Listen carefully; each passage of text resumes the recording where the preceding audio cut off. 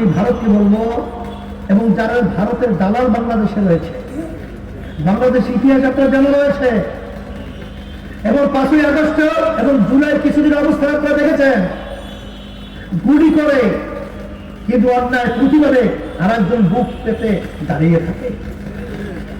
এদেশের লক্ষ লক্ষ মানুষদের স্বাধীন করতে গিয়ে জীবন দিয়েছিল, কিন্তু আজকে আমাদের পাশে রাষ্ট্র, আমাদের বন্ধুত্ব সুলভ আচরণ ছিল তাদের সাথে, এটা নিয়ম, কিন্তু তাদের আচরণে আমরা ক্ষুব্ধ, আমরা কষ্ট পেয়েছি। বরঞ্চ তারা বলে এই 16ই ডিসেম্বর এটা নাকি স্বাধীন পেয়েছে ভারত, আমাদের বাংলাদেশ স্বাধীন তারা স্বীকার করে না।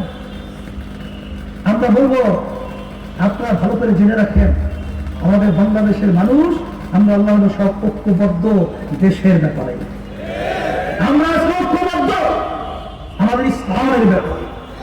যদি ইসলাম এবং দেশের বিরুদ্ধে কোনো ষড়যন্ত্র হয়, তখন এই বাংলাদেশের 18 কোটি মানুষ তাদের জীবন দিয়ে বুক পেতে এই বাতিলদেরকে প্রতিহত করার জন্য প্রস্তুত হয়ে অপেক্ষা রয়েছি। সেই হিসাবে সকলকে একটা আহ্বান জানাবো, আর অন্তর্বর্তীকালীন সরকারকে আমি বলবো যে আপনারা কিন্তু বাংলাদেশের জনগণের ভোটে সরকার পরিচালনা করছেন না, দেশ পরিচালনা করছেন না। আপনারা যে 5ই আগস্টের অভ্যুত্থানের ফসল, দেশ পরিচালনার ব্যাপারে কখনোই জনগণ এবং বাংলাদেশের অকল্যাণ এরকম কোন চিন্তা আপনাদের মাথা দিয়ে আসে, আবারও কিন্তু আমরা আপনাদের বিরুদ্ধে রাজপথে নামতে বাধ্য হব।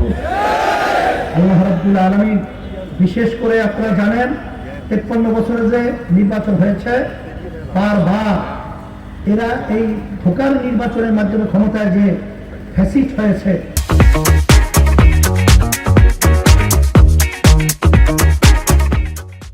আর আমরা পিয়ার সিস্টেম নির্বাচনের মাধ্যমে একটা জাতীয় সরকার গঠন করতে চাই। সংখ্যানুপাতিক হারে প্রতিনিধি সংসদে থাকবে, এখানে সব দলের সম্পৃক্ত থাকবে, প্রতিটা ভোটারের মূল্যায়ন হবে।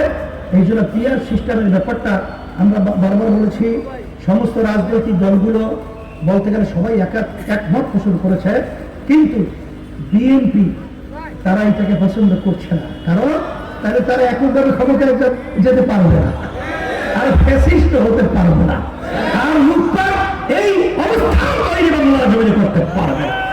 এই জন্য আমি বলবো বিএনপিকে দেশের কল্যাণের জন্য, জনগণের কল্যাণের জন্য, ক্ষমতার স্বার্থের ঊর্ধ্বে থেকে দেশ এবং মানবতার কল্যাণে সবাই আমরা এগিয়ে আসবো। বিএনপিকে আমি আহ্বান করছি, এই আশাবাদ ব্যক্ত করে আপনারা কষ্ট করে এসেছেন, আপনাদের সবাইকে ধন্যবাদ।